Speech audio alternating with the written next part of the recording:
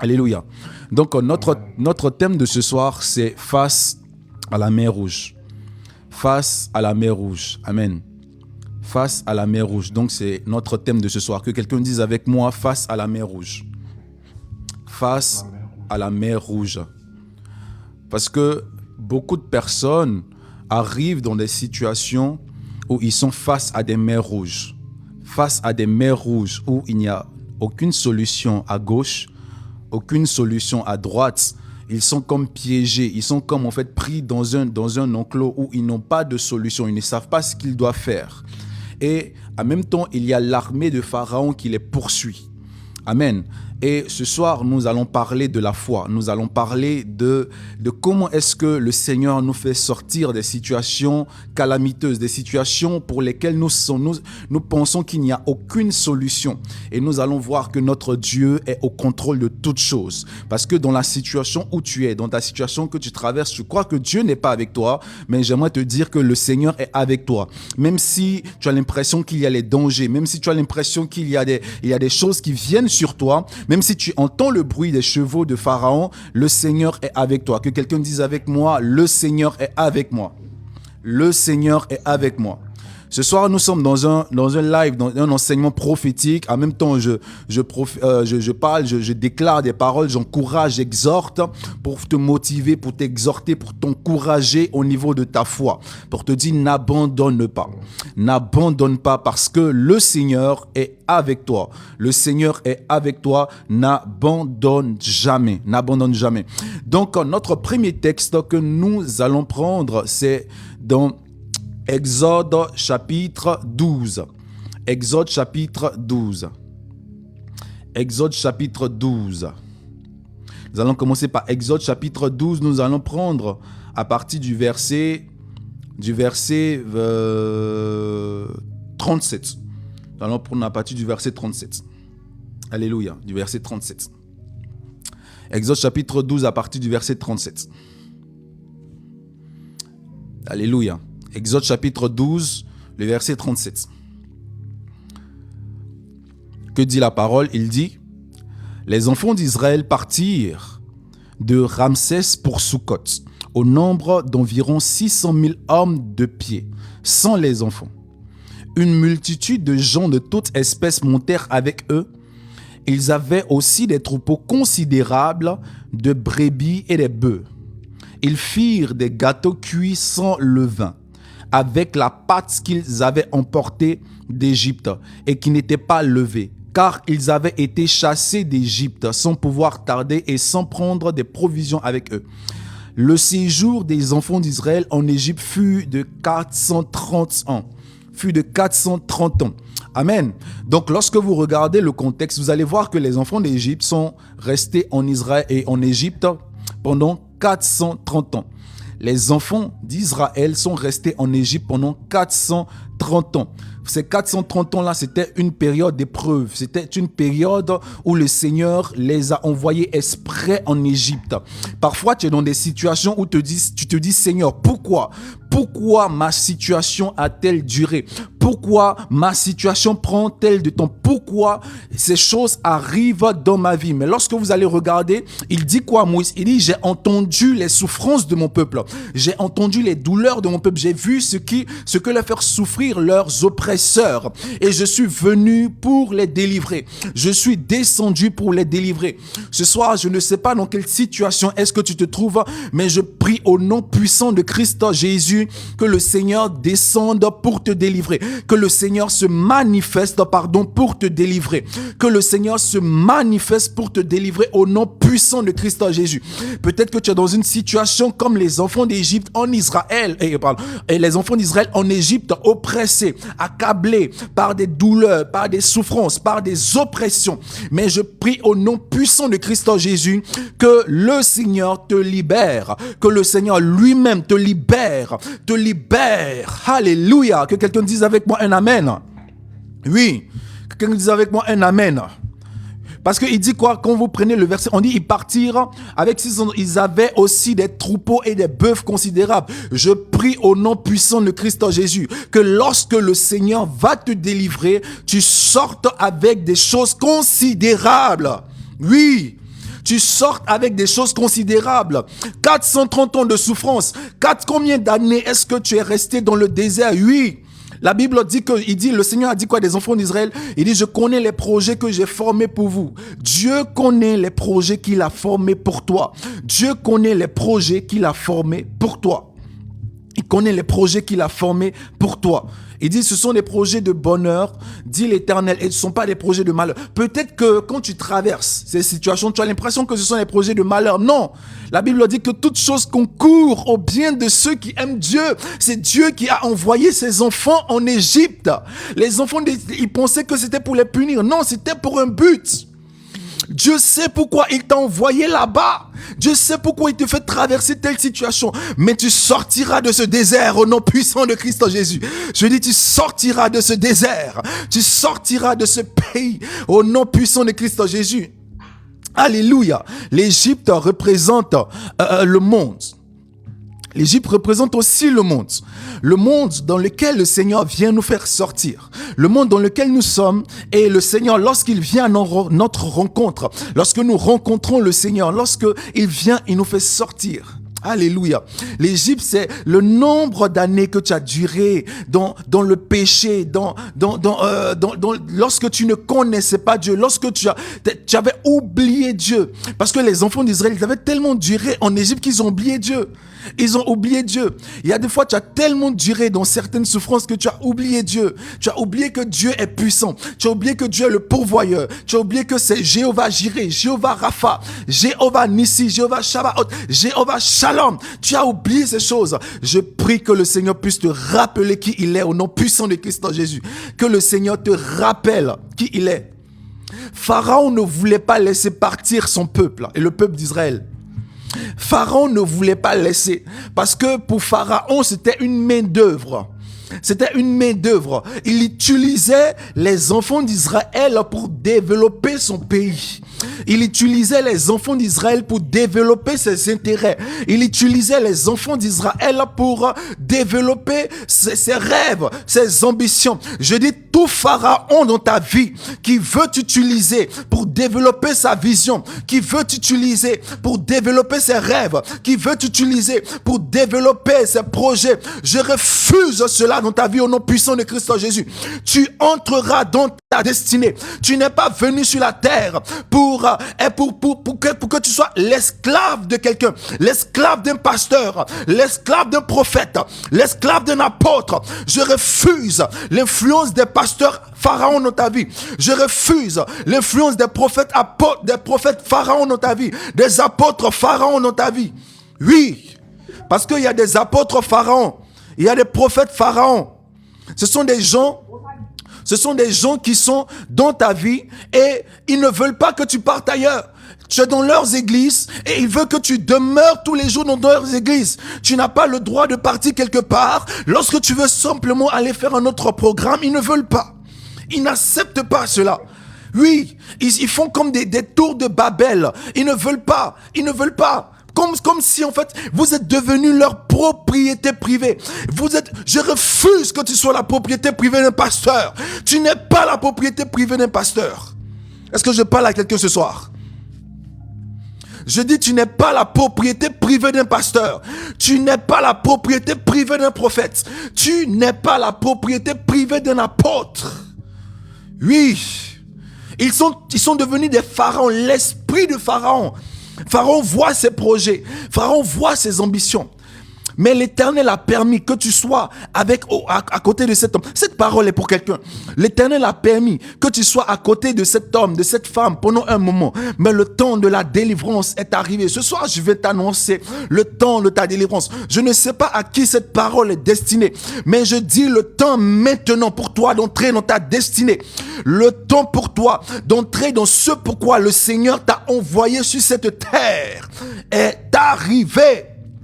Oui, ce temps est arrivé. Et si ce pasteur, si ce prophète, si il y a des relations pharaoniques, il y a des couples pharaoniques là. Il y a des relations dans lesquelles tu es, ce sont des relations toxiques. Il est devenu comme Pharaon dans ta vie. À chaque fois que tu veux avancer, le gars, c'est là qu'il commence à t'envoyer des petits messages. Oh, oui, tu te rappelles de quand? Et lorsqu'on commence à te rappeler, ça t'envoie dans un sentiment de nostalgie. Un sentiment où tu te dis non. Un sentiment où tu te dis non. Peut-être que je dois rester. Peut-être que c'est l'homme de ta vie. Ce n'est pas l'homme de ta vie. Est-ce que je parle à quelqu'un ce soir? Ce n'est pas l'homme de ta vie. Dieu t'a montré à maintes reprises que ce n'est pas l'homme de ta vie. Ce n'est pas la femme de ta vie. Pourquoi tu veux rester dans la main de Pharaon? Oui. Pourquoi tu veux rester dans ce couple pharaonique, dans cette relation toxique pharaonique? Je refuse cela dans ta vie au nom puissant de Christ Jésus. Je dis, je refuse. Tu sortiras de l'Égypte et tu vas rencontrer la personne que Dieu a prévue pour toi, pour que tu puisses entrer dans ta destinée. Alléluia. Est-ce que quelqu'un peut me donner un amen, s'il vous plaît? Alléluia. Alléluia. Est-ce que la parole de Dieu vous fait du bien? Alléluia. Donc, nous continuons la parole. Il dit quoi? Donc, nous partons maintenant dans Exode chapitre 13, le verset 18. Exode chapitre 13, verset 18. Exode chapitre 13, verset 18. Alléluia. Exode chapitre 13, verset 18. Exode chapitre 13, verset 18. Donc je lis la parole. Non, je vais lire. Je vais commencer à partir du verset 17. On dit, lorsque Pharaon laissa aller le peuple, Dieu ne les conduisit point. Écoutez très bien. Dieu ne les conduisit point par le chemin du pays des Philistins, quoique le plus proche. Dieu ne les conduisit point par le chemin du pays des Philistins, quoique le plus proche. Dans le chemin de ta destinée. Parfois, Dieu ne va pas te faire prendre le chemin le plus proche. Est-ce que je parle à quelqu'un? Dieu ne te fera pas prendre le chemin le plus proche. Parce que, deux fois, les chemins les plus proches, il y a des choses là-bas qui peuvent te faire retourner en Égypte. Il y a des choses dans les chemins proches qui peuvent te faire retourner en Égypte. Ah, mais tu es là, tu dis, mais Seigneur, pourquoi est-ce que tu n'opères pas comme ça? Pourquoi est-ce que tu ne permets pas que je fasse comme ça? Dieu peut te permettre la chose que tu veux là. La chose que Dieu a prévue pour toi, la promesse que Dieu t'a montrée là, il peut te faire réaliser cela comme ça, en un claquement de doigts. Mais Dieu sait pourquoi il ne te fait pas passer directement. Toi, tu es là en train de pleurer, en train de te morfondre, en train de faire des jeûnes et prières. Seigneur, permets que je passe par le chemin facile. Mais alors que le chemin simple là, le chemin proche là, il y a les Philistins là-bas. Est-ce que tu es prêt pour les Philistins? Est-ce que tu es prêt pour la guerre? Mais regardez ce que le Seigneur dit. Il dit, il ne les fait pas passer par le chemin des Philistins, quoique le plus proche. Car Dieu dit, le peuple pourrait se repentir en voyant la guerre. Le peuple pourrait se repentir en voyant la guerre et retourner en Égypte.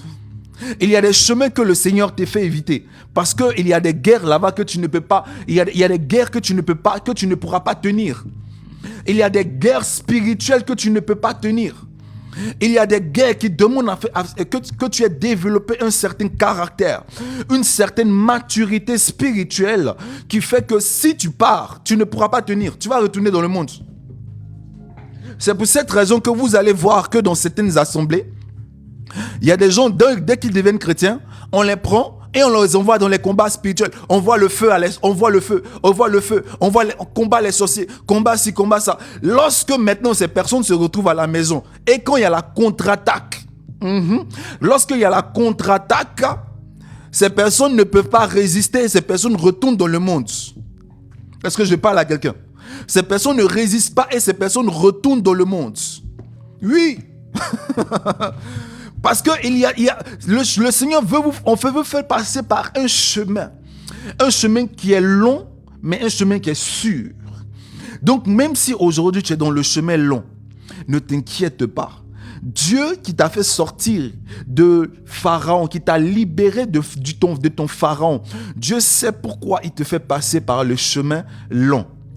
Dieu sait pourquoi il te fait passer par le chemin long. Ne dis pas, mes amis travaillent. Oh Seigneur, pourquoi moi aussi je ne travaille pas? Ne dis pas, Seigneur, mes amis sont mariés. Pourquoi moi aussi je ne suis pas marié? Ne dis pas, Seigneur, mes amis ont un grand ministère. Mes amis ont de l'influence. Mes amis ont une situation plaisante. Mais pourquoi moi je suis? Pourquoi ma souffrance est-elle continuelle? Pourquoi? Non, ne sois pas dans un esprit de murmure, mais sois dans un esprit d'adoration. Sois dans un esprit de louange, comme Léa. Léa a dit, cette fois-ci, je louerai mon Dieu. Et elle a appelé son enfant Judas. Elle a cherché l'amour de son mari avec ses 3 premiers enfants, mais son mari ne l'a pas aimé. Elle a dit, cette fois-ci, je louerai mon Seigneur. Sois dans cet esprit-là.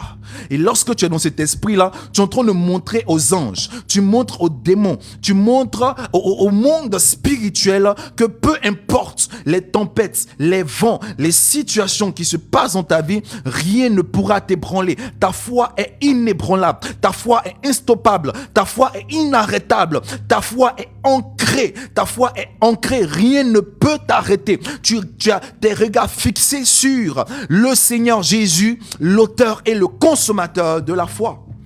Alléluia. Ça, c'est la foi. Lorsque tu passes par les chemins longs, c'est la foi qui te permet de tenir. Parce que la foi est une ferme assurance des choses qu'on espère. Des choses qu'on espère. C'est-à-dire que dans le chemin long, tu vois des choses par la foi que les gens ne voient pas. Les gens voient le désert, les gens voient la mer, les gens voient les problèmes, mais toi, par la foi, tu vois la destinée de Dieu pour ta vie. Commence par visionner la destinée pour Dieu. C'est pour cette raison qu'il a dit à Abraham, marche devant ma face, marche devant ma face, sois intègre, ne te détourne ni de gauche ni de droite. C'est la même chose qu'il a dit, c'est la même chose qui s'est passé avec Pierre. Lorsque Pierre marchait sur l'eau, tant que Pierre avait ses regards fixés vers l'auteur et le consommateur de la foi, il n'y a rien qui se passait. Mais lorsque Pierre a détourné son regard pour regarder les situations, sa réalité, Pierre a commencé à retourner dans l'eau. Or, l'eau représente quoi? Le monde. Est-ce que je parle à quelqu'un ce soir? Alléluia. Est-ce que je suis en train de parler à quelqu'un ce soir? Ce sont des choses que vous savez, n'est-ce pas? Mais il faut qu'on puisse répéter, pour vous encourager. Ayez vos regards fixés vers celui-là qui vous a fait sortir de l'Égypte. Oh my God, merci Saint-Esprit. Ayez vos regards fixés vers celui qui vous a fait sortir, pas vers un pasteur. Ayez vos regards fixés sur celui qui vous a fait sortir du monde. Ayez vos regards fixés vers lui. N'ayez pas vos regards fixés vers un prophète. N'ayez pas vos regards fixés vers un apôtre, vers un pasteur, mais vers Jésus de Nazareth. Jésus de Nazareth. Jésus de Nazareth. Il dit, suivez-moi et je ferai de vous des pêcheurs d'hommes. Suis-le et tu verras ce qu'il fera de toi. Suis-le et tu verras ce qu'il fera de toi. Alléluia. Alléluia. Le peuple d'Israël a suivi le Seigneur pour entrer à Canaan. Il y a ton Canaan qui t'attend. Ton Canaan t'attend. Peu importe la durée du désert, peu importe la durée du chemin long, Canaan est devant toi. Le désert n'est pas ta destination finale. Le désert n'est pas ton lieu d'habitation indéterminé. Mais tu n'as pas signé un contrat indéterminé avec le désert. Le désert est juste un temps, une période. Ça va finir. Je dis, ça va finir. Ça va finir. Nous prions le Dieu de la grâce. Nous prions le Dieu de la miséricorde. Nous prions le Dieu qui aime ses enfants. Il sait pourquoi il te fait traverser cette situation. Est-ce que je parle à quelqu'un ce soir? Alléluia. Donc nous continuons le test. On dit quoi? Il est fait passer par le chemin, quoique le plus long. Mais Dieu, verset 18, on dit quoi? Verset 18, on dit, mais Dieu fit faire au peuple un détour par le chemin du désert vers la mer Rouge. Dieu fit faire un détour. Que quelqu'un dise avec moi, les détours de Dieu. Les détours de Dieu. Dieu te fait faire un détour. Ou quand tu fais le détour, tu vois l'endroit où tu pouvais passer. Tu dis, oh Seigneur, je pouvais passer là-bas. Tu vois le chemin où tu veux pas, le chemin court, tu pouvais passer là-bas, mais Dieu te fait faire un détour. Et tu dis non, Seigneur, je mets ma foi quand même en toi. Ça va aller. Ça va aller. Oui. David a dit, j'étais jeune, j'ai vieilli, je n'ai jamais vu le juste abandonné, ni sa pensée. David là, regardez sa vie. Vous savez, la Bible, là, les Écritures ont été données pour nous enseigner, pour nous motiver, pour nous exhorter, pour nous encourager. Voici quelqu'un, Dieu a une destinée pour lui. La Bible dit que c'est l'homme selon le cœur de Dieu. Dieu s'en va le chercher derrière les brebis, derrière les moutons. Il est berger, négligé par sa famille, négligé par son entourage, négligé par la société, négligé. On le met au stade où, lorsqu'on envoie David sur le champ de bataille, on dit qu'il faut aller donner la nourriture à tes frères. C'est-à-dire David était au stade d'un livreur Uber Eats. Il était au stade d'un livreur Yongo. Quelle est ta situation aujourd'hui, mon ami? et tu peux penser que ça là, c'est comme ça que tu vas terminer ta vie. Tu ne termineras pas ta vie comme ça, mon ami. Est-ce que je suis en train de parler? Nous sommes dans un enseignement prophétique. Enseignement prophétique. Oui. Can I talk to somebody today? Alléluia. Oui. On envoyait David, on y va sur le champ de bataille, il va donner la nourriture à tes frères.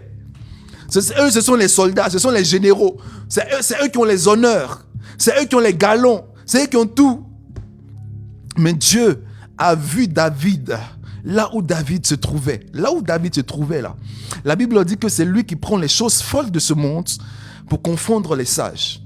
Il prend les choses folles de ce monde pour confondre des sages. Ce n'est pas une question de je n'ai pas de diplôme, je n'ai pas été à l'école, je n'ai pas de diplôme. Il y a un témoignage d'une femme qui s'appelle Madame Ouattara. C'était une ancienne musulmane. Mais vous voyez comment est-ce que le Seigneur a utilisé puissamment cette femme. C'est-à-dire cette femme, on explique un témoignage, une fois son mari vient la voir et puis dit je sors. Elle a dit ok, il n'y a pas de souci. Et on vient lui annoncer que là où ton mari est parti, il est mort. Elle dit, moi, mon mari ne m'a pas dit qu'il s'en va mourir, il m'a dit qu'il sort. Elle est partie là-bas à la morgue. Elle est partie à la morgue. Elle est partie, elle a prié pour son mari là-bas. Son mari est ressuscité. Et on dit que quand elle sortait là, son pied a tapé un mort. Parce que vous savez, en Afrique là, on couche les morts là dans les morgues. Son pied a tapé un mort. Et là, le mort qu'on a tapé là, lui aussi, il a été ressuscité. Alléluia. Cette femme était une femme musulmane. Dieu est le Dieu qui prend les choses folles de ce monde pour confondre les sages. Cette femme a vu jusqu'à Obama. Elle est partie voir le président des États-Unis. Alors qu'elle n'a pas été à l'école. Est-ce qu'elle était à l'école? Je crois qu'elle n'a pas été à l'école.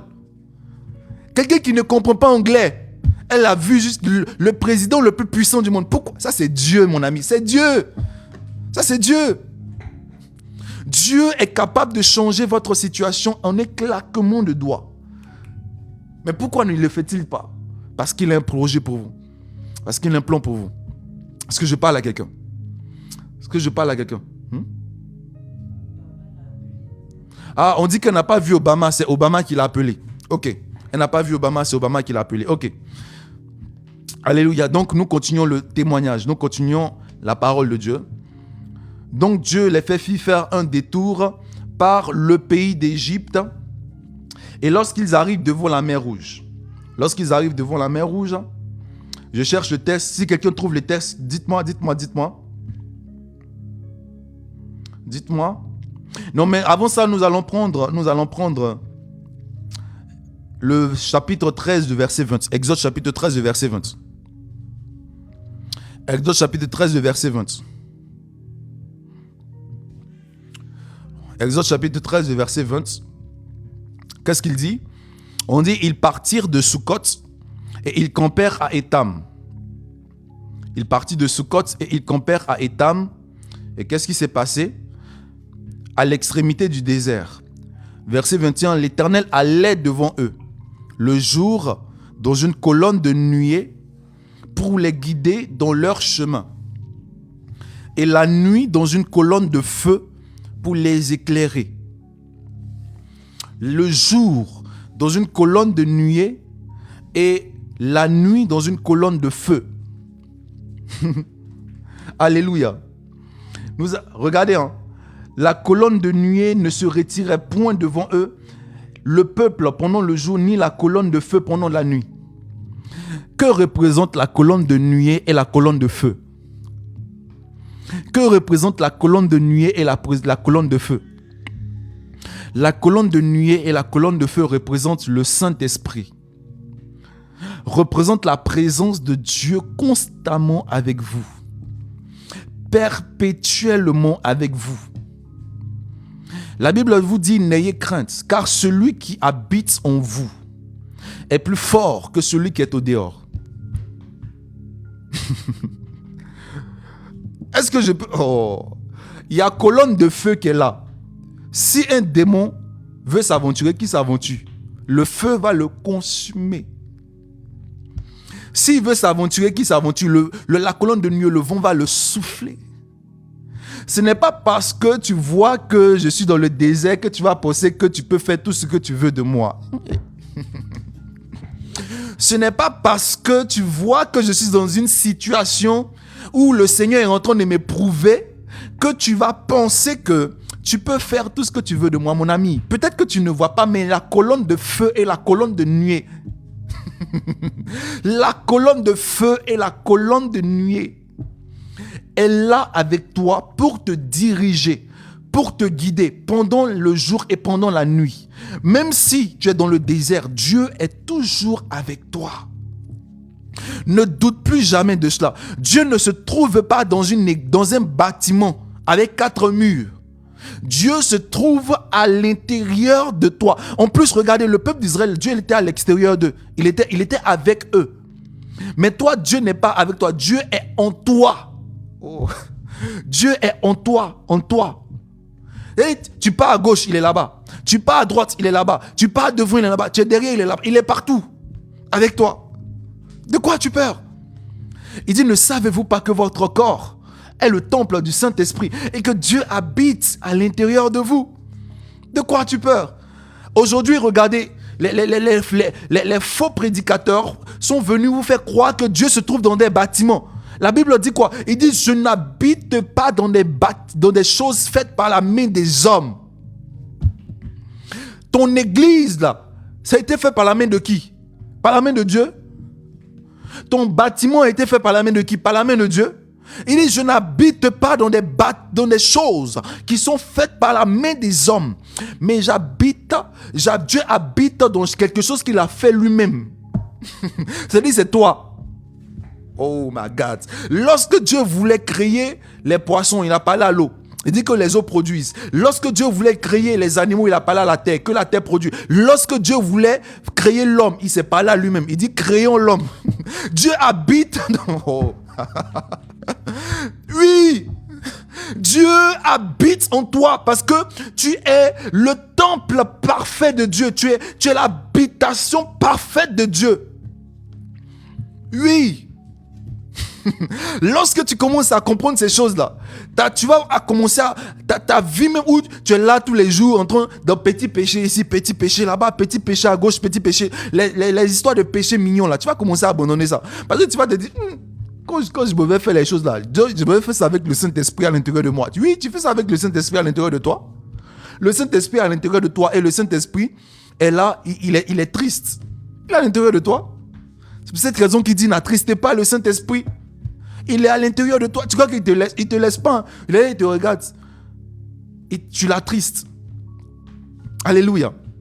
Alléluia. C'est pour cette raison que nous devons constamment vivre dans la repentance. La Bible dit que quoi? Il dit, si quelqu'un dit qu'il n'a pas de péché, il est menteur. Tu dois te repentir, tu dois confesser et tu dois repentir. Tu as dit, Seigneur, je reconnais qu'aujourd'hui là, franchement, je me suis comporté comme ça là et je sais que ça, tu n'es pas d'accord avec ça. Franchement, je te demande pardon. Demain, il y a des choses, voilà, c'est comme ça. Ça, c'est une relation. Ça veut dire que vous n'êtes pas dans la résistance avec Dieu. En fait, Dieu ne cherche pas des gens parfaits. Parce que la perfection vient par la justification. Nous sommes parfaits, pas à cause de nos actes, mais nous sommes parfaits parce que Dieu nous a justifiés par son sang. Donc, lorsque Dieu nous voit, il voit Christ. Lorsque nous sommes couverts par Christ, nous sommes couverts par Christ. Mais pour notre relation avec Dieu, pour ne pas nous sentir loin de Dieu. C'est pour cette raison que nous devons vivre constamment dans la repentance, dans le renouvellement de l'intelligence. Alléluia. Dans le renouvellement de l'intelligence. Donc, à chaque fois que tu fais quelque chose, franchement, Seigneur, là, franchement, ce n'était pas bien, je te demande pardon. Oui, voilà, papa, en tout cas, je te demande pardon. C'est une relation, c'est comme ça que vous devez parler avec votre Dieu. C'est pas, on va se placer devant un prêtre pour dire, oui, pardonnez-moi mon père parce que j'ai péché. Non. Non, c'est une relation avec Dieu. C'est entre toi et Dieu, ton Père céleste. Seigneur, je te demande pardon parce qu'aujourd'hui, j'ai eu à me comporter comme ça avec mon frère. Et même deux fois, tu t'en vas voir ton frère et tu lui dis, c'est mon frère, je te demande pardon parce que j'ai eu à me comporter comme ça avec toi. Et ce n'est pas comme ça qu'on doit se comporter. Alléluia. Et c'est cela qu'on appelle, quand vous vous comportez comme ça, vous faites, ça c'est un signe que le Saint-Esprit habite en vous. Quelqu'un qui est là, qui vit, le Saint-Esprit lui parle. Il écoute, il entend, mais il ne veut pas. Tu résistes au Saint-Esprit, pourquoi? Le Saint-Esprit te dit, va demander pardon. Mais pourquoi? C'est une parole pour quelqu'un. Tu résistes au Saint-Esprit, pourquoi? Pourquoi tu résistes au Saint-Esprit? Depuis le Saint-Esprit te dit, la situation dans laquelle tu te trouves là, il faut changer. Je ne suis pas d'accord. Pourquoi tu résistes au Saint-Esprit, mon frère? Pourquoi? Pourquoi? C'est pour toi-même ton bien. Mais il faut que tu sois en paix. Tu sois en paix avec ton Dieu. Sois en paix avec ton Seigneur. Pourquoi tu ne veux pas être en paix? Pourquoi tu ne veux pas être en paix? Hein? À cause de quoi? Oh, oui, Seigneur. Hein? À cause de ça là. Tu sais de quoi je parle. Tu sais de quoi je parle. À cause de ça là, tu veux pas. Tu préfères être en guerre avec ton papa. À cause de ça là. Tu sais de quoi je parle. Est-ce que je parle à quelqu'un? Est-ce que je parle à quelqu'un ce soir? Alléluia. Est-ce que la parole de Dieu fait du bien? Là, c'était une parenthèse, mais nous revenons à notre texte. Donc, la colonne de feu et la colonne de nuée, c'est le Saint-Esprit à l'intérieur de vous. C'est le Saint-Esprit à l'intérieur de vous. Le Saint-Esprit est votre colonne de feu, est votre colonne de nuée. Qu'est-ce qu'il a dit? Il dit, lorsque le Consolateur viendra, il vous enseignera dans toute la vérité. Il va vous diriger, il va vous montrer, il va vous donner des choses à venir. Le Saint-Esprit est avec vous. Il dit, je ne vous laisse pas seul, je ne vous abandonnerai point. Je vous enverrai le Consolateur, le Paraklétos. Le Consolateur, c'est lui l'esprit de vérité. C'est lui l'esprit d'amour. Tu ne peux pas aimer par tes propres forces. C'est par le Saint-Esprit. Oui. Tu ne peux pas obéir à Dieu par tes propres forces. C'est par le Saint-Esprit. Tu ne peux pas vivre dans la sanctification par tes propres forces. C'est par le Saint-Esprit. Et c'est pour cette raison qu'il a dit dans 1 Thessaloniciens 5, le verset 17, il dit que le Dieu de votre paix vous sanctifie lui-même, votre esprit, votre âme et votre corps. Il vous sanctifie lui-même. C'est lui qui crée en toi le désir de te sanctifier, de te mettre à part. Oui. Alléluia. Il y a des gens qui pensent que lorsque je ne peux pas commettre adultère, lorsque je ne me masturbe pas, je suis en train de vivre dans la sanctification. Mais et toute la diffamation que tu fais là, ça c'est quoi?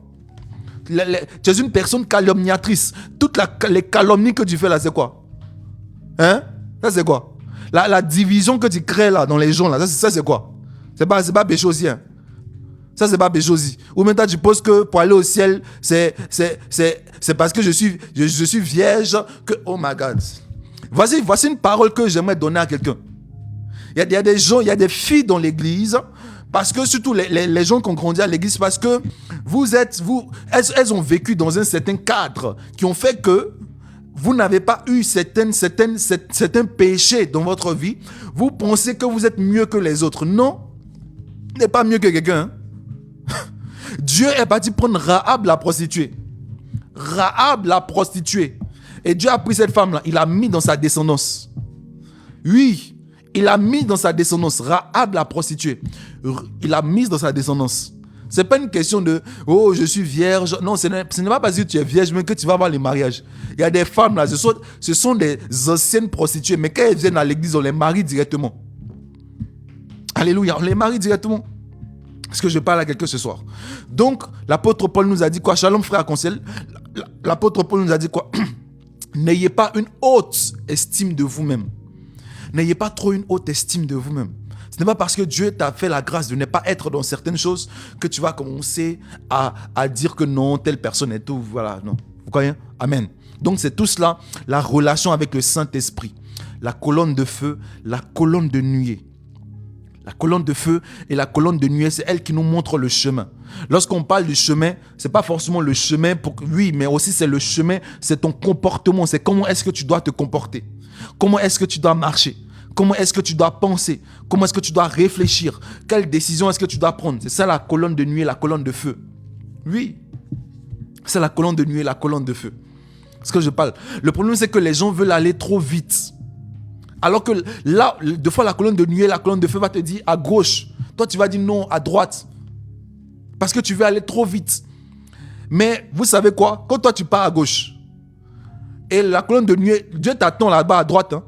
Il te laisse et il attend que toi tu puisses revenir. Tant que tu ne reviens pas, mon ami, c'est fini pour toi. C'est pour cette raison que on ne perd pas le salut, on abandonne le salut. Il y a des gens qui posent la question de savoir est-ce qu'on peut perdre le salut? On ne perd pas le salut, genre Dieu va te l'enlever, non. Mais on abandonne le salut. C'est-à-dire par ton comportement, par tes décisions, par ce que tu fais, tu peux abandonner le salut. Est-ce que je parle à quelqu'un? Est-ce que je parle à quelqu'un? Alléluia. Je profite de cela pour répondre à plusieurs questions aussi. Plusieurs questions aussi. Alléluia. Alléluia. Donc nous continuons, nous partons maintenant dans le chapitre 14. Est-ce que la parole de Dieu fait du bien à quelqu'un ce soir? Est-ce que la parole de Dieu fait du bien à quelqu'un ce soir? Nous partons dans le chapitre 14. Exode chapitre 14. Exode chapitre 14. Le verset, nous partons maintenant au verset 5. Au verset 5. On dit quoi? On annonça au roi d'Égypte que le peuple avait pris la fuite. Alors le cœur de Pharaon et celui de ses serviteurs fut changé à l'égard du peuple. Et ils dirent, qu'avons-nous fait en laissant aller Israël, dont nous n'aurons plus les services? Est-ce que vous voyez? Dont nous n'aurons plus les services. C'est-à-dire, eux, quand ils vous voient là, eux, ils voient leur service. Ils voient que vous allez faire grandir leurs églises. Vous allez faire grandir leurs assemblées. Vous allez faire grandir leurs visions. Vous allez faire grandir leurs choses. C'est comme ça qu'ils vous voient. C'est comme ça qu'ils vous voient en fait. Alléluia. Donc il dit, qu'avons-nous fait en laissant partir Israël dont nous n'aurons plus les services? Verset 6. Et Pharaon attela son char et il prit son peuple avec lui. Il prit 600 chars d'élite et tous les chars de l'Égypte. Il y avait surtout des combattants. Sur tous des combattants. L'Éternel endurcit le cœur de Pharaon, roi d'Égypte, et Pharaon poursuivit les enfants d'Israël. Est-ce que vous savez que il y a des moments dans la vie chrétienne où vous pouvez avoir l'impression que les démons vous poursuivent, les sorciers vous poursuivent. Vous priez et il n'y a rien qui se passe. C'est pour cette raison que deux fois, quand les gens ne comprennent pas cela, ils développent des doctrines comme en fait les histoires d'hôtels de famille. Non, ça n'a rien à voir. Dieu peut permettre à Pharaon de te poursuivre, même si tu as libéré. Dieu peut permettre aux démons d'être à côté de toi, même si tu as été libéré. Pourquoi? Parce qu'il a dit quoi? Les Égyptiens que vous voyez aujourd'hui, vous ne les verrez plus. Deux fois là, quand Dieu permet à des sorciers de ta famille de te poursuivre, c'est un jugement de Dieu sur eux. Et s'ils sont intelligents, ils ne vont pas te poursuivre. Mais comme les gens n'ont pas cette révélation, ils sont en train de prier contre les sorciers. Est-ce que je parle à quelqu'un? J'aimerais qu'on puisse enregistrer cette partie. Comme les gens n'ont pas la révélation de cela, ils sont en train de prier contre les sorciers, contre les hôtels de famille, contre ces choses. Alors que c'est Dieu qui endurcit leur cœur. C'est Dieu même qui leur dit, va, allez, vous les poursuivre. Pourquoi? Parce que Dieu veut les juger. Dieu veut prononcer une parole. Normalement, le sorcier qui te dit, va dire, mon ami, Dieu toi aussi. Attends, tu penses que moi, je suis un enfant, quoi? Tu penses que moi, je suis un enfant, quoi? Donc moi, je vais partir, puis c'est moi que tu n'as pas dit tuer. Non, c'est bon, je préfère rester dans mon petit coin, faire ma petite sorcellerie, c'est bon. C'est Bernadette que tu veux, non? Il faut prendre Bernadette. Voilà, c'est Jean-Pierre que tu veux, non? Prends-le. Mais non, moi, la femme...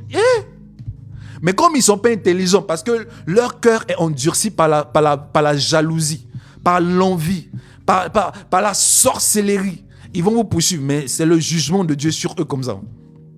Amen. Ils vont vous poursuivre. Donc verset 10, Pharaon approchait les enfants d'Israël. Les enfants d'Israël levaient les yeux et voici les Égyptiens étaient en marche derrière eux. Oh, les enfants d'Israël levèrent les yeux et les Égyptiens étaient en marche derrière eux. Alléluia. Oui. Oh, pasteur, je ne comprends pas ma vie. J'ai fait un rêve, j'ai fait un songe. J'ai vu que les gens me poursuivent. On te poursuit, ça veut qu'on t'a eu. Oui, j'ai vu un peu noir, m'a poursuivi. On t'a poursuivi, est-ce qu'on t'a eu?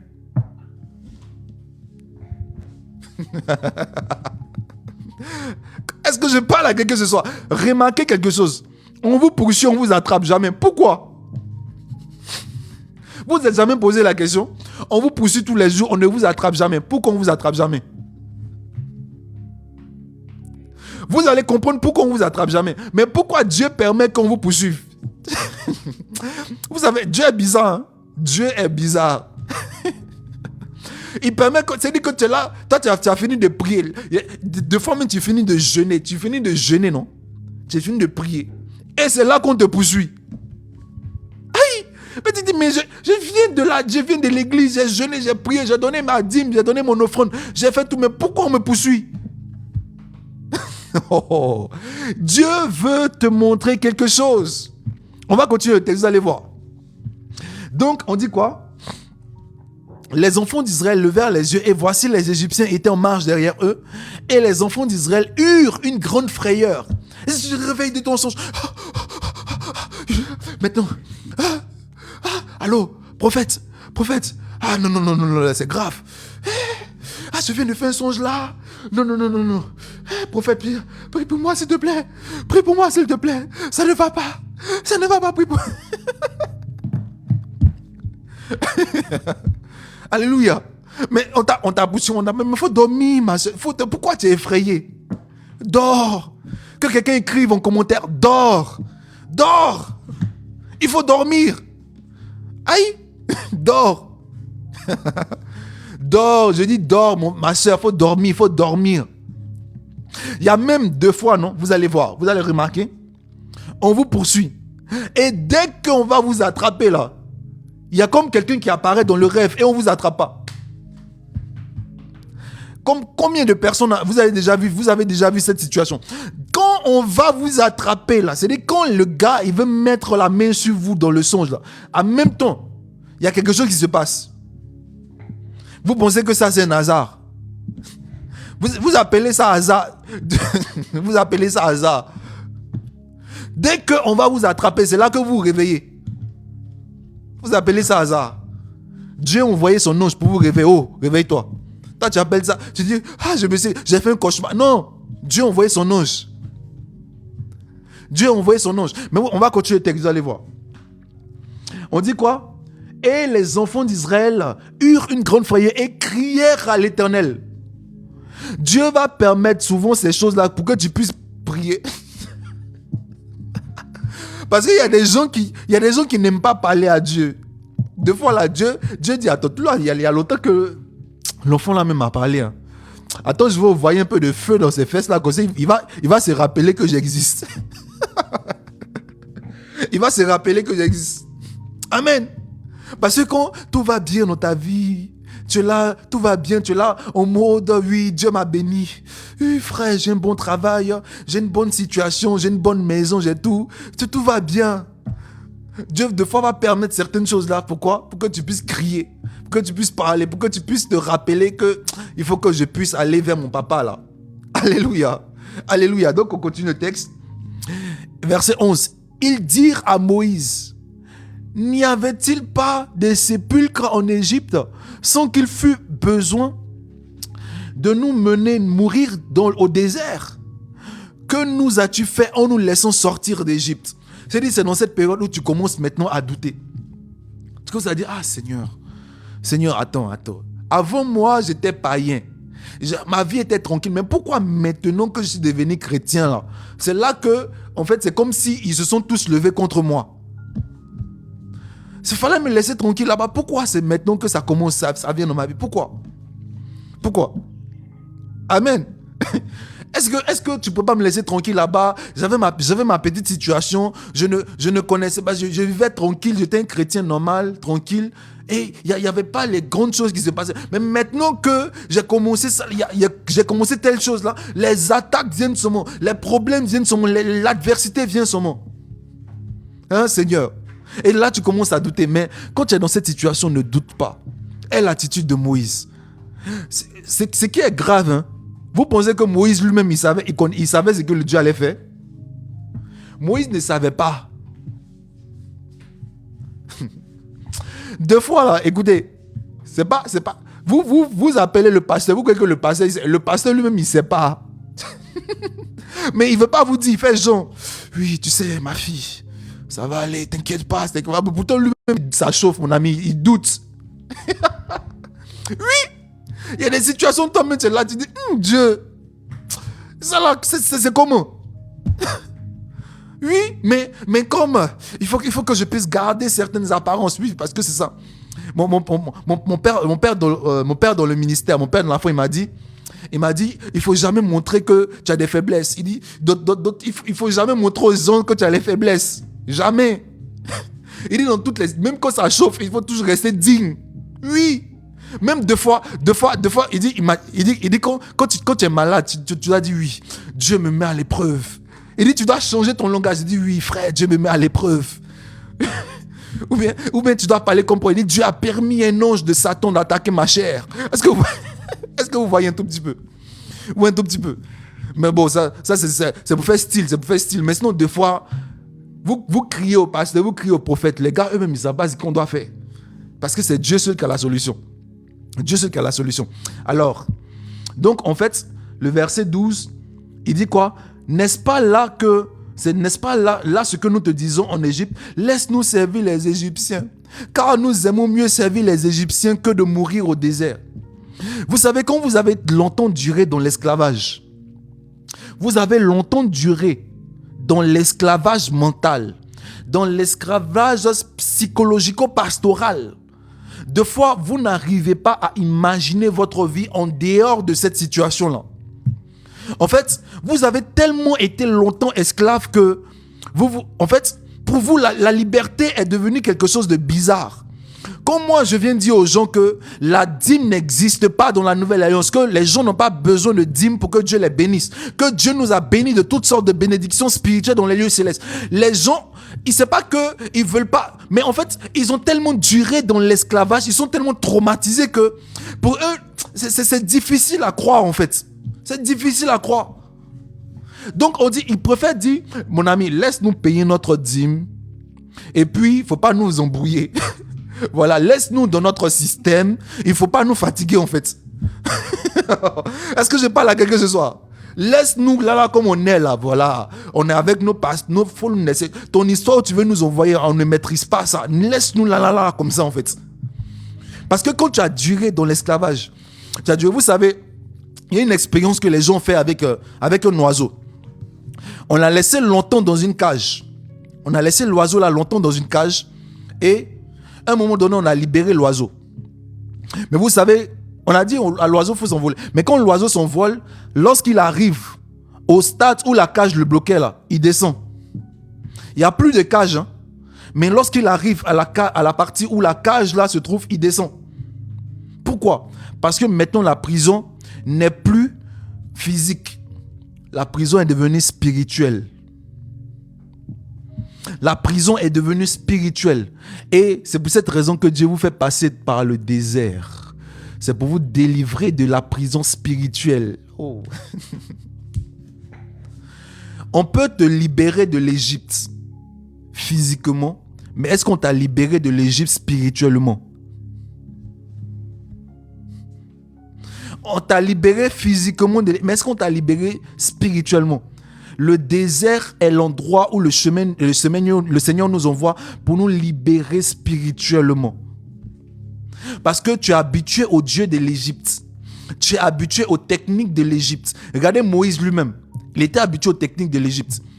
C'est pour cette raison qu'il est parti tuer l'Égyptien en pensant que c'est cela qui allait aider pour libérer le peuple. Mais Dieu a permis que Moïse parte faire 40 ans dans le désert.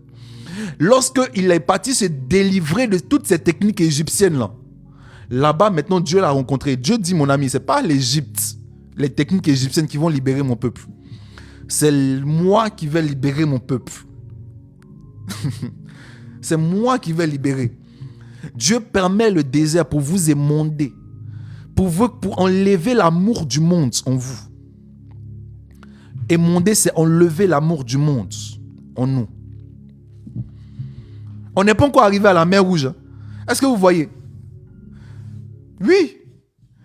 Les Ivoiriens disent, on peut te faire sortir de Yopougon, mais est-ce qu'on peut enlever Yopougon de toi? On peut te faire sortir de Yopougon, mais est-ce qu'on peut enlever Yopougon de toi? Alléluia. Et regardez, quand vous allez en France, les gars, ils ont pris Yopougon et ils ont ramené Yopougon à Paris. C'est-à-dire, vous allez dans un coin. C'est comme si en fait, vous avez quitté l'Afrique pour aller en Afrique. Les mêmes comportements bizarres, les rues sales, les rues où on crache, les choses bizarres qu'on voit dans nos pays, ils ont pris ça et puis ils ont changé d'endroit. Hein. Mais ils n'ont pas changé de mentalité. Ils n'ont pas... Parce que c'est spirituel. C'est spirituel. Oui. Si tu prends un gars qui n'est pas délivré spirituellement et tu t'en vas le mettre dans un mariage, mais il va te fatiguer. Il va te fatiguer. C'est-à-dire, la délivrance, la vraie délivrance là, elle est spirituelle. C'est ça qu'on appelle le renouvellement de l'intelligence. Le renouvellement de l'intelligence. C'est-à-dire, ça se passe au niveau de la pensée.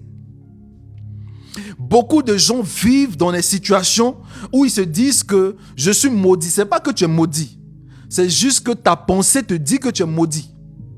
L'apôtre Paul dit quoi? Il dit, nous luttons contre les hauteurs, les forteresses, c'est-à-dire les raisonnements là, c'est ça qu'on appelle les forteresses. Quelles sont les forteresses qui sont dans ta tête, qui font que tu n'arrives pas à entrer dans ta destinée? Quelles sont les choses qui sont dans ton esprit? Dès qu'il y a un problème en Afrique, oh, ce sont les blancs, ce sont les blancs, ce sont les blancs. Donc, la poubelle que tu jettes devant ta porte là, qui va te donner les maladies, ça, ce sont les blancs encore. Ton frère que tu t'en vas tuer en sorcellerie, ça, ce sont les blancs. Ton ami qui réussit et tu es jaloux de lui, ça, ce sont les blancs.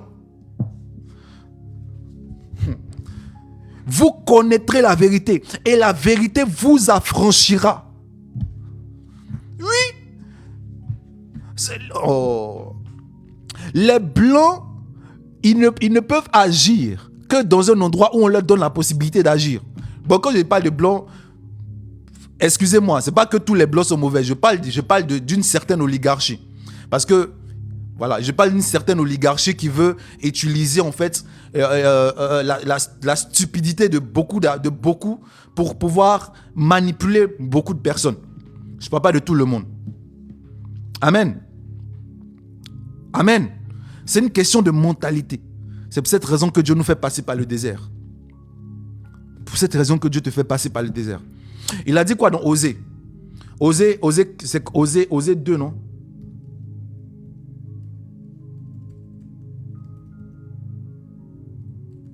Osée 2.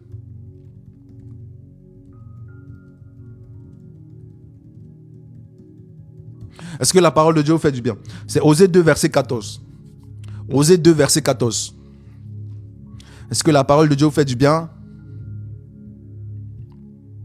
Osée 2, verset 14, qu'est-ce qu'il dit? Il dit, c'est pourquoi je veux l'attirer et la conduire dans le désert et je parlerai à son cœur. Osée 2, verset 14, je veux la conduire dans le désert et je parlerai à son cœur. Ton cœur là, c'est ton mindset, ta mentalité. Il y a des gens là, c'est pas que tu ne peux pas te marier, c'est ta mentalité qui fait que tu n'es pas encore marié. Oh, il faut que je puisse avoir 1 million. Depuis quand Dieu a dit que pour se marier, il faut être riche, il faut avoir des millions? Depuis quand? Donc tu es en train de vivre dans une situation qui ne plaît pas à Dieu, pas parce que en fait, tu n'as pas la possibilité de changer, parce que ton mindset, ton environnement dans lequel tu as grandi t'a dit que c'est comme ça. On t'a envoyé dans une religion qui t'a dit que c'est comme ça. Tu peux aller signer tes papiers à la mairie et puis vous êtes marié, c'est fini. Mais pourquoi tu ne le fais pas? Parce que tu as grandi dans un mindset et ta mentalité ne veut pas, tu refuses que ta mentalité change. Il y a des gens, votre mentalité est condamnée. Vous dites que non, il faut que je puisse travailler seulement pour quelqu'un. C'est-à-dire, toi tu t'en vas postuler. On ne t'engage pas, tu es maudit. Est-ce que vous voyez? Et les faux là, ils utilisent ça pour vous dire, ah non mon frère, c'est parce que il y a un hôtel qui te réclame là, viens bâtir un hôtel, hôtel contre hôtel. Ils vont prendre votre argent, vous allez les enrichir, hein? Pourquoi? Parce que votre mentalité refuse. En fait, il dit mon peuple a péri parce qu'il a refusé la connaissance. Il a refusé la connaissance. Oui. Il a refusé. Dès qu'il y a un petit problème, oh, c'est parce que je ne paye pas ma dîme, c'est parce que je ne paye pas mon offrande, c'est parce que je ne fais pas si c'est pas si. Quelle dîme Israël a payé pour être libéré? Quelle offrande tu as fait pour que Dieu vienne à ta rencontre? Pour que Dieu te libère, pour qu'il te donne la vie éternelle? Quelle offrande tu as fait? Quelle offrande tu as fait pour que Dieu te donne la vie éternelle? Non, je te pose la question. Quelle est l'offrande aujourd'hui? Il faut me dire, quelle est l'offrande que toi tu as fait pour que Dieu te donne la vie éternelle? Le souffle de vie là, tu as fait quelle offrande à Dieu pour qu'il te donne ça? Oui, tu as fait quoi à Dieu? Il t'a donné tout ça gratuit. On dit car Dieu a tant aimé le monde qu'il a donné son Fils unique afin que quiconque croit en lui ne périsse point, mais qu'il puisse. Quelle offrande tu as fait à Dieu pour qu'il puisse te donner celui qu'il avait de plus cher, son Fils unique? Tu as fait quelle offrande à Dieu? Tu as donné quoi? Tu as donné quoi à Dieu? Qu'est-ce que même tu peux donner? Tu peux donner quoi même à Dieu? Tu peux lui donner quoi même? Non, je te pose la question. Tu vas lui donner quoi? Billet de banque, papier? C'est ça que tu peux lui donner? Oh. Oui, ils ont pris la mentalité des gens et ils ont mis ça dans des prisons spirituelles. Comment on peut prendre quelqu'un et on lui dit que non, si tu pries Jésus, 2 fois ça ne marche pas, il faut que tu puisses passer par sa mère, Marie, et là maintenant ça va marcher. C'est-à-dire on a emprisonné spirituellement les gens et ils pensent que ça c'est la vérité. Oui. Si tu penses que quelque chose que Dieu ne veut pas donner, il faut aller demander à Marie. Et Marie, il dit, il y a un seul médiateur entre Dieu et les hommes. Jésus de Nazareth. Jésus-Christ. C'est lui qui entend les prières. C'est lui, il dit, approchez-vous du trône de grâce avec assurance. Parce que vous savez que vous allez obtenir assistance dans vos besoins. Approchez-vous. Pas aller vers ma maman pour que ma maman vienne me parler. Dieu n'a jamais délégué la prière. Il dit, lorsque vous priez, dites notre Père qui est aux cieux, que ton nom soit sanctifié. Parle directement à Dieu, parle directement à ton Père. Non, je vais passer vers sa maman, parce que sa maman, on ne sait jamais. Ça, c'est une mentalité d'Africain. Ça, c'est l'Afrique. C'est-à-dire, tu penses que Dieu fonctionne comme toi. Vous connaîtrez la vérité. Oui, c'est tout ça, face à la mer Rouge. C'est face à la mer Rouge. C'est là que Dieu commence à te mettre face à toi-même. Il dit que la parole est comme un miroir. Lorsque tu te regardes là, tu commences à constater les choses qui sont à l'intérieur de toi mais qui ne marchent pas, qui ne vont pas. Et tu commences à les corriger. Non, aujourd'hui on doit prier tel ange. Aujourd'hui on doit se laver avec le sel. Aujourd'hui on doit faire ci. À quel moment ces choses? C'est la mentalité, une mentalité satanico-démoniaque. Et on doit te délivrer de ça. Tu dois être libéré de ça. Tu dois te délivrer de ça. Non, j'ai mon mari de nuit. À quel moment t'as marié?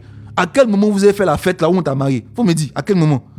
À quel moment t'as marié? Oh, je suis marié spirituellement. À quel moment t'as marié?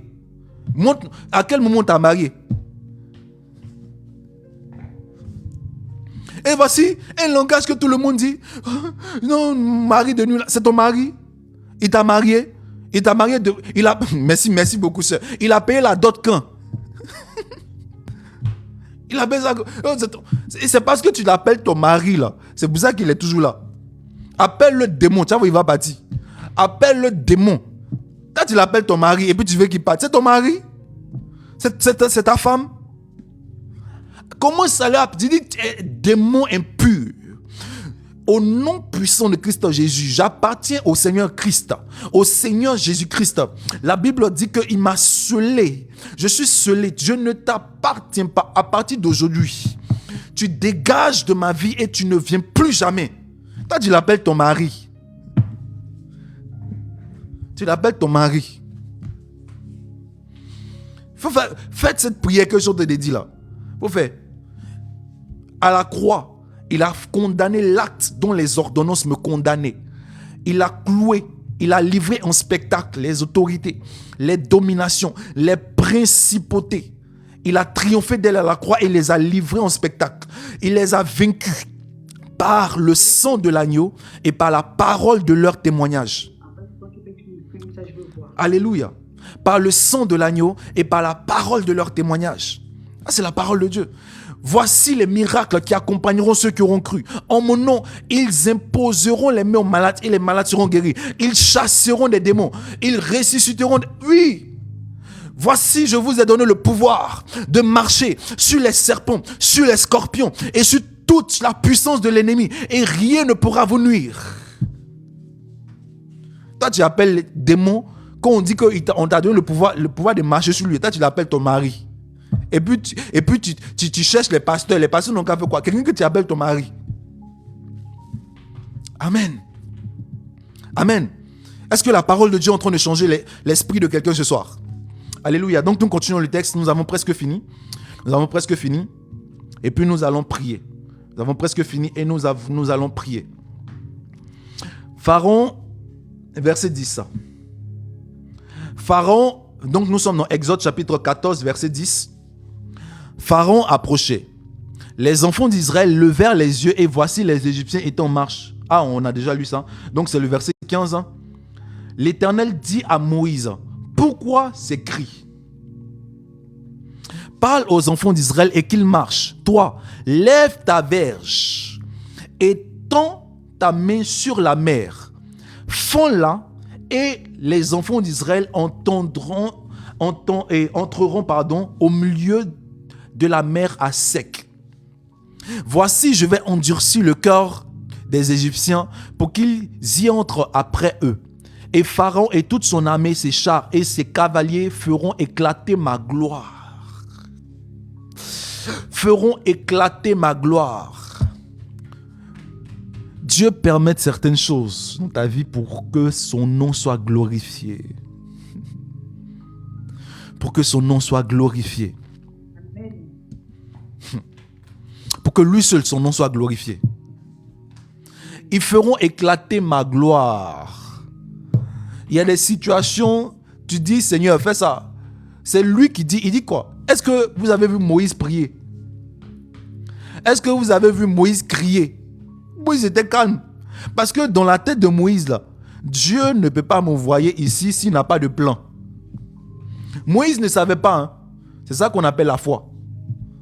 Il ne savait pas. Hein. Jusqu'à ce que Dieu maintenant lui vienne dire, voici ce que je vais faire. Deux fois là, tu dois avancer seulement. Même si tu n'entends pas Dieu. Tu dois avancer seulement jusqu'à la mer Rouge, même si tu n'entends pas. Tu dois avancer seulement. Et quand tu arrives devant la mer Rouge, il n'y a pas de solution à gauche. Il n'y a pas de solution à droite. Il n'y a plus de solution. Qu'est-ce que tu dois faire là? Qu'est-ce que tu dois faire? Maintenant, c'est là que Dieu va se révéler à toi. C'est là qu'il va se révéler d'une manière particulière à toi. Et il va te montrer ce que tu dois faire. Ce que tu dois faire. Mais le problème, c'est que les gens veulent que... Ils n'ont même pas encore fait quelque chose. Il y a un micro, il y a quelqu'un qui parle.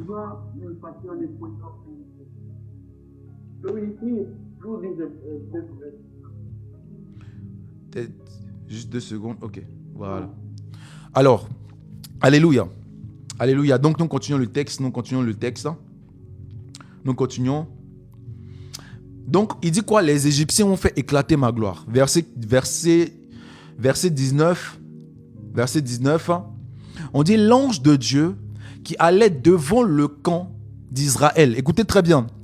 L'ange de Dieu qui allait devant le camp d'Israël partit et alla derrière eux. La colonne de nuée qui les précédait partit et se tint derrière eux. Elle se plaça entre le camp des Égyptiens et le camp des Israélites, du camp d'Israël. Cette nuée était ténébreuse d'un côté et de l'autre côté, elle éclairait la nuit. Et les deux camps ne s'approchaient l'un de l'autre pendant toute la nuit. Est-ce que vous voyez comment Dieu agit? Il permet que les Égyptiens viennent. Tu entends le bruit. Mais on dit quoi? La nuée était ténébreuse. Cela veut dire que quoi? Il a envoyé la confusion dans leur camp à telle sorte qu'on ne peut pas t'approcher. Mais il permet que toi tu entendes le bruit. I love the word of God. Il permet que toi tu entendes le bruit. Tu vois, mais eux là, ils ne peuvent pas s'approcher de toi. Ils ne comprennent pas pourquoi, mais ils ne peuvent pas s'approcher de toi. On dit quoi? L'ange est parti se mettre au milieu. Qu'est-ce que David a dit? L'ange de l'Éternel campe autour de tous ceux qui le craignent pour les arracher du danger. L'ange de l'Éternel, la personne que tu as vue en songe là, qui vient t'enlever à chaque fois qu'on va te toucher là, c'est lui là qui est l'ange de Dieu là. C'est lui qui est l'ange de Dieu, c'est lui. Toi tu l'appelles chance. Ah, j'ai eu la chance, hein. J'ai eu la chance. Toi tu l'appelles, c'est l'ange là que tu appelles chance. Tu l'appelles chance. Ah, je sais pas. Franchement, il y a telle chose que j'ai eu la chance. C'est l'ange de Dieu que tu appelles chance. Est-ce que vous voyez un peu comment le monde a changé notre mentalité envers les choses de Dieu en fait? Alléluia. Ils ne peuvent pas, je dis, ils ne s'approcheront point de toi. Ils ne s'approcheront point de toi. Ils ne s'approcheront point de toi. Ils ne s'approcheront point de toi. Oui.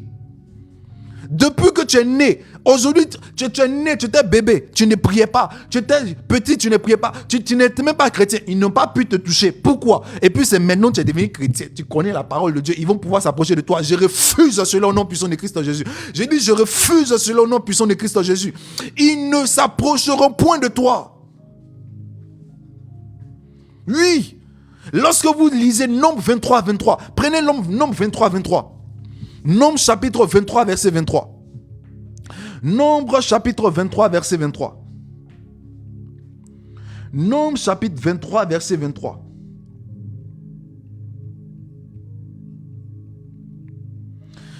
Nombre chapitre 23, verset 23, qu'est-ce qu'il dit? L'enchantement ne peut rien contre Jacob, ni la divination contre Israël. Balak et Balaam a essayé de maudire Israël.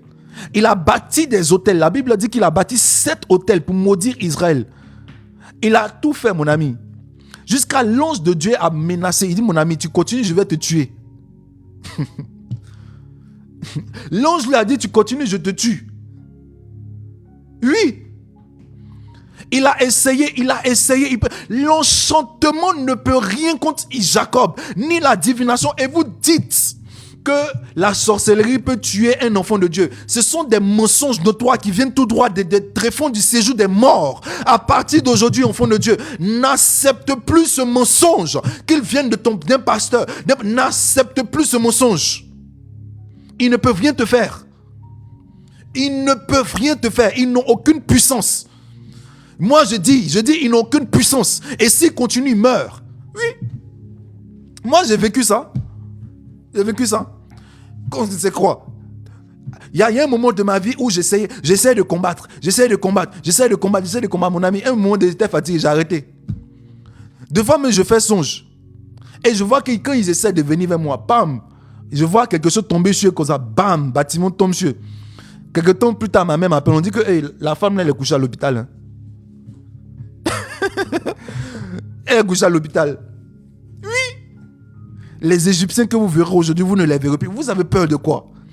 Ils vous ont insufflé la peur. Parce qu'on peut vous manipuler facilement avec la peur. Quand quelqu'un a peur, on peut te manipuler facilement. Vous savez, pour manipuler un homme, il faut insuffler la crainte en lui, la peur. Si tu as réussi à mettre la peur en lui, c'est fini. Tout ce que tu vas lui demander, il va te donner. Tu vas te donner tout. Regardez quand il y a eu le Covid. On a dit aux gens que il y a les morts ici, il y a les morts là-bas. Tout ce qu'on a demandé à la population, ils faisaient ou ils ne faisaient pas. Ils faisaient ou ils ne faisaient pas. Parce que la peur est une arme de manipulation massive. Est une grande arme de manipulation. Les politiciens savent de quoi je parle. Oui. Allez-y lire Le Prince de Machiavel, vous allez comprendre. La peur est une arme de manipulation. Si je viens, je vous dis que les sorciers vous cherchent, les démons vous cherchent. Si je viens, vous allez commencer à avoir peur. Une des choses par lesquelles vous devez reconnaître les faux prophètes, c'est par leur capacité de vous insuffler la peur. Les faux prophètes, lorsqu'ils vous allez les écouter, vous finissez, vous avez toujours peur. Les vrais prophètes, quand vous finissez de les écouter, vous avez l'assurance de votre salut. Vous avez la confiance. Les faux prophètes, quand vous finissez de les écouter, vous devez faire des actions pour vous protéger. Parce qu'ils vous ont insufflé la peur. Alléluia. Alléluia. Et c'est pour cette raison qu'ils viennent combattre les messages que je vous donne. Parce que ce sont des messages qui vous libèrent de la peur. Ils vous libèrent de la peur. Oui. Pourquoi tu as peur? Pourquoi? N'aie plus peur. N'aie plus peur. Tu as fait songe. Tu as vu quelque chose, mon ami. Continue à dormir. Il n'y a rien qui va t'arriver. Dors. Il n'y a rien qui t'arrivera. Si maintenant le Seigneur te montre, par exemple, sur une autre personne, tu peux appeler la personne pour prier, mais c'est toi. Dors. Il n'y a rien qui va t'arriver ici. Dors. Dors. Je dis dors, dors. Rien ne t'arrivera. Balaam a essayé de maudire. Il ne pouvait pas maudire. Un enfant de Dieu, lui on va le maudire. Jacob, qui n'est pas né de nouveau. Jacob, son nom veut dire trompeur, arnaqueur, voleur, usurpateur. On n'a pas pu le maudire. On ne peut pas maudire Jacob. Et toi qui es enfant de Dieu, on peut te maudire. Eh mon Dieu. Toi qui es, le Saint-Esprit habite à l'intérieur de toi. Toi, on peut te maudire. On peut te maudire. On peut faire l'enchantement sur toi. Est-ce que vous voyez? Mon peuple meurt parce qu'il a refusé la connaissance. Ce message-là, imaginez si on était connecté à plus de 1000 personnes. Ils entendaient ce message. Il y a, dans la semaine, vous allez voir le nombre d'églises qui allaient fermer. Ils allaient tous fermer les portes parce qu'ils n'ont pas de message. Ils n'ont rien, ils ne comprennent pas la parole de Dieu. C'est pour cette raison qu'on vient vous donner des mensonges. Ils viennent donner des mensonges aux gens. Alléluia. Donc nous continuons le texte de Exode toujours 14 et puis nous allons terminer avec ça. Donc l'ange de Dieu, Exode 14 verset 19, l'ange de Dieu qui allait et veut se placer au milieu, ils ne se touchaient pas. Ils ne vont pas. L'ange de Dieu campe autour de vous. L'ange de Dieu campe autour de vous. Si vous ne le voyez pas, de fois, c'est pas parce que vous ne le voyez pas. C'est Dieu qui fait que vous ne le voyez pas en fait. Il y a des gens même qui l'ont vu. Il y a des gens qui ont vu l'ange de Dieu à côté d'eux. Il y a des gens qui l'ont vu. Oui. Il y a des gens qui ont vu. Il y a des gens qui ont vu l'ange de Dieu à côté d'eux. Alléluia. Arrêtez d'appeler l'ange de Dieu chance. Hein? Arrêtez de l'appeler chance. Ce n'est pas la chance, c'est l'ange de Dieu. Alléluia. Donc le verset 21. Et nous allons terminer avec cela. 21 jusqu'au verset 26. On dit, Moïse étendit sa main vers la mer. Et l'Éternel refoula la mer par le vent de l'Orient qui souffla avec impétuosité toute la nuit. Et il mit la mer à sec. Et les eaux se fondirent. Les enfants d'Israël entrèrent au milieu de la mer à sec. Et les eaux formaient comme une muraille à leur droite et à leur gauche. Les Égyptiens les poursuivaient et tous leurs chevaux. Bon, enfin, je vais paraphraser parce que vous connaissez tous l'histoire. Donc, ils sont entrés. Les enfants d'Israël. Il y a quelque chose que j'aimerais vous faire remarquer encore. Regardez, hein, les enfants d'Israël étaient à pied. Il y avait des femmes, il y avait des enfants. Il y avait leurs affaires qu'ils ont trimballées pendant des années en Égypte. Leurs affaires, leurs bagages, tout. Femmes, enfants. Malgré ça, les gens qui avaient des chars ne peuvent pas les toucher. Ne peuvent pas les rattraper. Vous vous êtes jamais posé la question? Il y a des femmes, il y a des enfants. Eux, ils sont chars. Ils ont des chevaux. On ne peut pas les rattraper. On ne peut pas les rattraper. Faites confiance à Dieu. Faites confiance à Dieu. À partir d'aujourd'hui, là, peu importe la mer rouge devant laquelle tu es en face, fais confiance à Dieu. N'aie plus peur. Arrête de courir derrière un apôtre, derrière un prophète, derrière quoi? Tu peux aller pour qu'il t'encourage, il te parle, il te donne des conseils. Mais ne pense pas que ta délivrance va venir de lui. Aie toujours tes regards fixés vers Dieu, l'auteur et le consommateur de la foi. Aie toujours tes regards fixés vers lui. Arrête de paniquer. Dieu entend tes prières. Il entend ta voix. La voix d'un pasteur, d'un apôtre, d'un prophète ne sonne pas plus fort dans les oreilles de Dieu que ta voix. Ta voix sonne aussi dans les oreilles de Dieu. Dieu entend.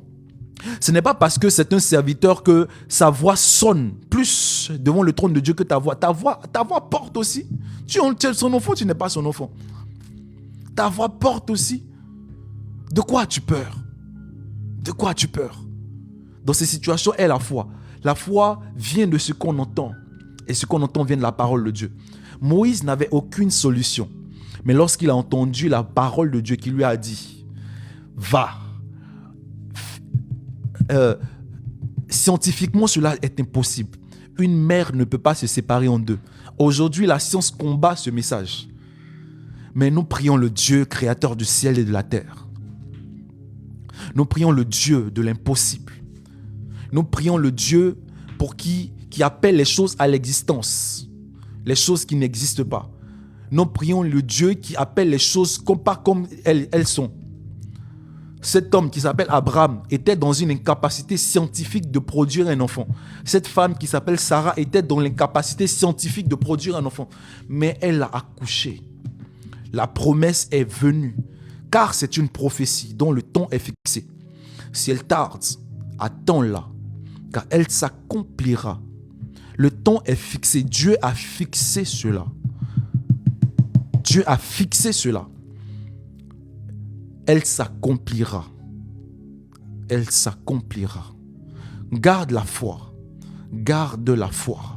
Peu importe les vents, peu importe les tempêtes, peu importe les pharaons, peu importe les démons, peu importe les sorciers, peu importe, garde la foi. Garde la foi. Dieu est avec toi. Il habite à l'intérieur de toi. Rien ne t'arrivera. Rien ne t'arrivera. Tu entreras dans ta destinée. Tu entreras à Canaan. Alléluia. Est-ce qu'on peut prier? Est-ce qu'on peut prier? La parole de Dieu vous a fait du bien. Est-ce qu'on peut prier? Est-ce qu'on peut prier? Là maintenant, tu vas mettre ta main sur ton cœur et tu vas commencer à parler à ton Dieu. Je ne sais pas dans quelle situation est-ce que tu te trouves. Dans quelle situation de mer rouge. On dit que les enfants d'Israël ont crié à l'Éternel. Et quand ils ont crié à l'Éternel, Dieu a donné une parole et il a dit à Moïse, va, tu vas traverser la mer. Tu vas commencer à parler à ton Dieu ce soir. Tu vas commencer à lui parler. Tu vas dire, Seigneur, je suis devant la mer. Qu'est-ce que je dois faire? La Bible dit que tu as permis à ce que le peuple d'Israël puisse traverser la mer pour éclater ta gloire. Ta gloire, Seigneur, je suis devant la mer rouge. Je ne sais pas ce que je dois faire. Je n'ai aucune solution. Je n'ai pas de situation. Je n'ai rien du tout. Je ne sais pas ce que je dois faire. Qu'est-ce que je dois faire, Seigneur? Qu'est-ce que je dois faire, Seigneur? Qu'est-ce que je dois... Parle à ton Père. Parle-lui ce soir. Oui, dis, Seigneur, il faut que ta gloire éclate. Oui, la servante de Dieu m'a donné le conseil aujourd'hui. Elle dit que oui, elle m'a dit qu'il faut prier comme ça. La servante de Dieu, Théa, tu es là, non? Dis, il faut que ta gloire éclate. Les Égyptiens, les démons, les sorciers, les francs-maçons, les féticheurs, ta gloire doit éclater. Prie ton Père ce soir. Lisa prali va shepare levosaya. In the mighty name of Jesus Christ. Lisa pralos kupra ite kalisa pro kavashara osikibra. Rebobo supralia kea. Parle à ton Père ce soir. Il est là, il entend ta prière. Il entend ta voix, il entend tes cris, il entend tes pleurs, il entend. Parle-lui ce soir, au nom de Jésus, parle-lui. Redeba shepralia, rekaboski itele shapraoski ibralia. Indeleska roski pralia. Parle-lui ce soir. Dis, je suis devant la mer. Je ne sais pas ce que je dois faire. Je n'ai aucune solution. Mes parents ne sont pas bien placés. Mais, je ne sais pas. Je n'ai pas de solution, Père. Mais ma solution vient de toi. Je lève les yeux vers les montagnes. D'où me viendra le secours? Le secours me vient de l'Éternel qui a fait les cieux et la terre. Parle à ton Père ce soir. Reshapraï kalos kopralia. Inteliska roboski pralisko parosi pralea. Relibaosi karabos sakarabos kivilia. Likra isapraoski prolikavache. Parle-lui ce soir, parle-lui ce soir, parle-lui. Parle-lui. Si tu n'as pas de montagne, si tu n'as pas de mer rouge, prie pour ton frère, prie pour ta soeur, prie pour elle, prie. Il est là, il entend, prie, parle au nom de Jésus. Oui, ce soir est un temps de rencontre, est un temps de visitation. Tu as entendu la parole de Dieu. Parle-lui ce soir, parle. Les karabaske les vachararios. Redite praito vraite kalisa praloski va. Reliva sapraloski. Likabasavaroski va aller. Au nom puissant de Christ Jésus. Ils n'ont aucun pouvoir. Ils ont été vaincus par le sang de l'agneau et par la parole de leur témoignage. Leur pouvoir est vaincu dans la vie de ma soeur. Leur pouvoir est vaincu dans la vie de mon frère. Ce soir, peu importe la situation dans laquelle ils se trouvent, je déclare leur libération au nom puissant de Christ Jésus. Les autels, les sorciers, les francs-maçons, les choses qui les influencent. Ce soir, maintenant la fin. Ces esprits incubes, succubes, qui viennent les oppresser pendant qu'ils dorment. Ce soir, c'est la fin. C'est la fin. C'est la fin au nom de Jésus. C'est la fin au nom de Jésus. La situation qui tarde depuis des années, nous te prions, Père, afin qu'une solution puisse venir de ton trône. Une solution puisse venir de ton trône. Au nom puissant de Christ Jésus. Au nom puissant de Christ Jésus. Qu'une solution vienne. Qu'une solution vienne. Qu'une solution vienne. Qu'une solution vienne. Au nom de Jésus. Nous nous attendons à toi. Je prie pour mon frère. Je prie pour ma sœur qui souffre, qui traverse une situation compliquée, une situation difficile. Seigneur, libère. Au nom de Jésus. Au nom de Jésus. N'aie pas peur, mes frères. N'ayez pas peur. Votre Père est là. Votre Père est là. Alléluia. Donc, nous avons terminé. Toutes les personnes qui ne sont pas abonnées, abonnez-vous. Et toutes les personnes qui sont à Abidjan, vous m'écrivez en privé. Parce qu'il y a maintenant le groupe Hôtel de Grâce Abidjan. Nous sommes en train de commencer un groupe pour le réveil spirituel. Donc toutes les personnes qui sont à Abidjan, écrivez-nous. Nous allons vous mettre dans ce groupe. Alléluia. Donc soyez richement bénis et que la grâce de notre Seigneur Jésus-Christ soit avec vous.